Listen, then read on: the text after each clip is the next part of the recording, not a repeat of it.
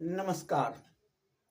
आज मैं चर्चा में बात करने जा रहा हूं कांवड़ यात्रा का। कांवड़ यात्रा जिसमें 15 दिन से महीना तक का समय लगता है और लोग अपना समय इसमें दे करके और कांवड़ यात्रा को पूरा करते हैं, यह आस्था के नाम पे। लेकिन हम अपने समाज से आग्रह करेंगे कि आस्था के नाम पे कांवड़ यात्रा में महीना और 15 दिन का समय को बर्बाद करना, साथ ही अपने घर के बचा खुचा धन को बर्बाद करना, यह ठीक नहीं है। ऐसा वही लोग कर रहे हैं जिनको शिक्षा का अभाव है, या वो गरीब वर्ग हैं, मध्य वर्गीय वर्ग हैं, वही ऐसा वो लोग कर रहे हैं। पढ़े लिखे नौकरी पेशा में जाने वाले लोग ऐसा नहीं कर रहे हैं।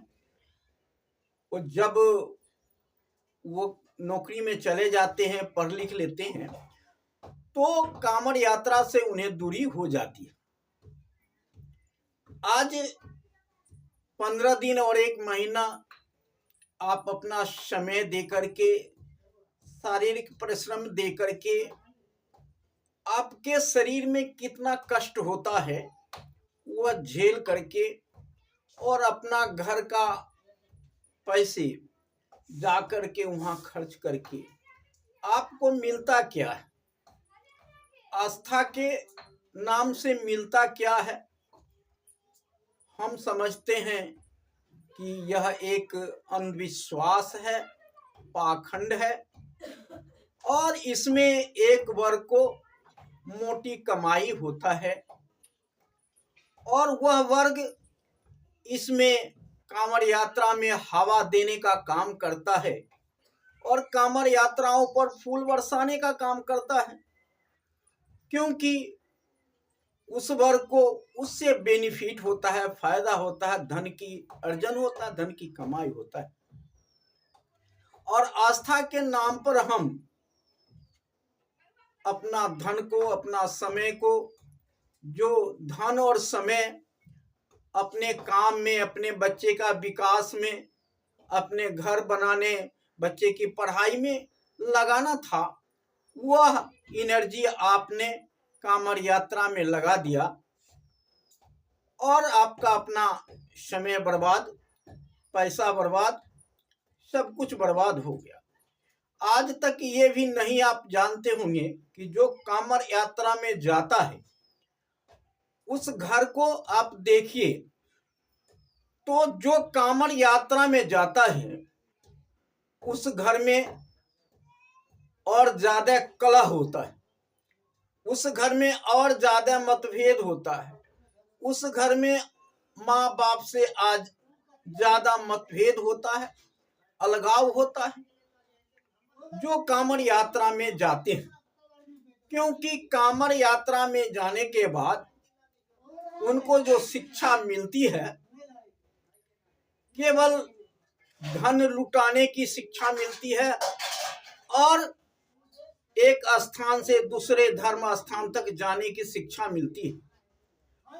और कांवड़ यात्रा के बाद भी वह मानसिक रूप से उन पाखंडियों को गुलाम हो जाते हैं, उन एक वर्ग का गुलाम हो जाते हैं और अपना धन को, परिवार को, धन को वह इसी मंदिर मस्जिद घूम करके अपना बर्बाद करते रहते हैं। खास करके अभी सर्वे आया है, उसमें देखा गया है कि कांवड़ यात्रा में एक भी ब्राह्मण, भूमिहार, राजपूत के बच्चे नहीं होते हैं। उसमें 40% बच्चे कुशवाहा समाज के ही होती हैं, सैनी, मौर्य और शाक्य में ही होते हैं। लेकिन हमने देखा कि सैनी और शाक्य अभी तक बहुत जागरूक हो गए हैं वो इसमें भाग नहीं लेते हैं, लेकिन मौर्य कुशवाहा इसमें बहुत ज्यादा चढ़ बढ़ के हिस्सा लेते हैं और अपना धन जो भी कमाते हैं साल भर उसको ज्यादा से ज्यादा लुटाने का काम इसी कांवड़ यात्रा में करते हैं और वहां से गलत सीख के आते हैं, क्योंकि जो जाते हैं जो आचरण आपको था उससे आचरण भिन्न हो जाएगा अगर कांवड़ यात्रा में जाएंगे।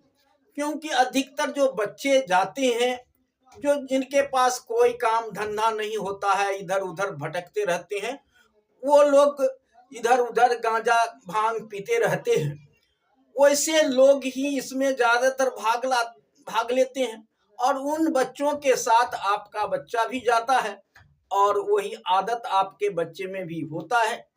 इसलिए कांवड़ यात्रा में जाने के बाद आपका बच्चा अच्छा नहीं बनता बल्कि उससे उलट बनता है, इसलिए परिवार से वह दूरी बनाना शुरू कर देता है और अपना पैसा बर्बाद धर्म के नाम पर करना शुरू कर देता है। हम खास करके कुशवाहा समाज और मौर्य समाज के बच्चे इसमें ज्यादा भाग ले रहे हैं और जिनका शिक्षा का अभाव है, शिक्षा का महत्व को नहीं जानते हैं, पढ़ाई के महत्व को नहीं जानते हैं, पैसा को महत्व को नहीं जानते हैं, उनका कमाना और खाना यही बात होती है। हम चाहेंगे कि जो समाज में ऐसे जागरूक व्यक्ति हैं, पढ़े लिखे व्यक्ति हैं, इसमें जागरूकता फैलाने की जरूरत है कि कांवड़ यात्रा में हम अपने बच्चे को न भेजें तो अच्छा रहेगा। हाँ, आप आस्था रखते हैं लेकिन आस्था के नाम पर ये हजारों महीना का समय और हजारों हजार रुपया खर्च करना कोई बुद्धिमत्ता नहीं है। इसलिए इसमें कांवड़ यात्रा में आपने देखा होगा बहुत सब कांड होते रहते हैं, कभी झगड़ा हो जाता है, कभी और कुछ हो जाता है, कभी किसी के पैसे लूट हो जाता है, कभी रोड पर झगड़ा हो जाता है, कभी रोड एक्सीडेंट हो जाता है, ऐसा कभी कांवड़ को आपस में ही झगड़ा हो जाता है, क्योंकि इसमें तरह तरह के लोग उस कांवड़ यात्रा में भाग लेते हैं और उसमें विवादें बढ़ती है और आपके बच्चे उसमें जाते हैं तो आपके बच्चे भी उसका शिकार हो जाते हैं। इसलिए कांवड़ यात्रा में आप अपने बच्चे को न भेजें और समाज के जागरूक लोग इसको पहल करने की कोशिश करें कि धन और समय को बर्बाद न करें।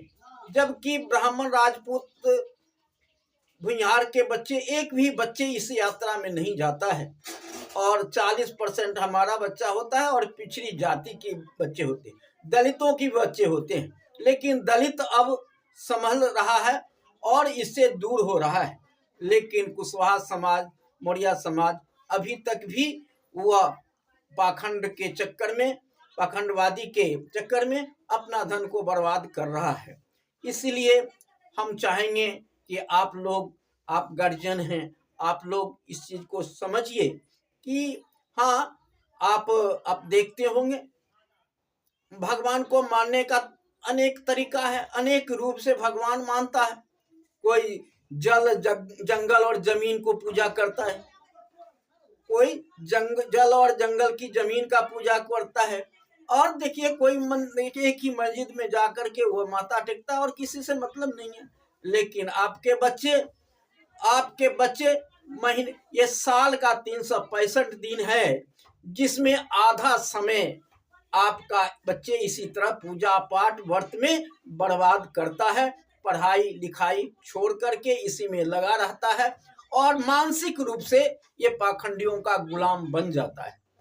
इसलिए जो व्रत त्योहार फलाना चिलाना पर जो समय आपका बर्बाद होता है और जो ये पूजा तरह तरह के महीना में 2-2 4-4 पूजा होता रहता है, कभी विश्वकर्मा पूजा, कभी सरस्वती पूजा, इसमें आपके बच्चे 10-10 15-15 दिन पढ़ाई लिखाई छोड़ करके लग जाते हैं, काम धंधा छोड़ के लग जाते हैं। कितना पैसा का बर्बादी होता है।